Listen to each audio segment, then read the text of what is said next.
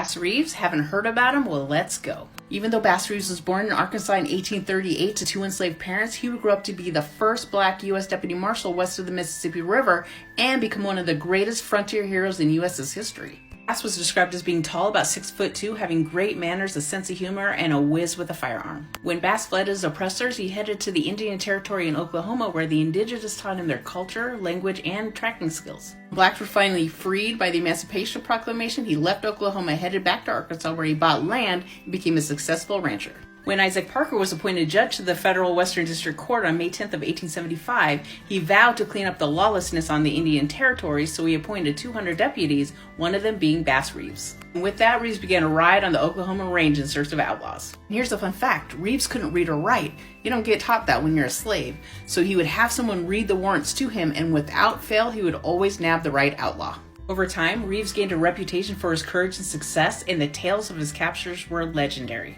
He even took a warrant that was out for his own son for domestic murder. He was convicted and sent to Leavenworth. In an interview in 1901, he stated that he had captured over 3,000 men and women in the Indian Territory who had broken federal laws. In his 32-year career as a deputy marshal, he escaped many assassination attempts, and he was the most feared deputy on the Indian Territory. Bass Reeves was a legend in his own time, a pillar of honor and courage, even with all the obstacles he had to overcome.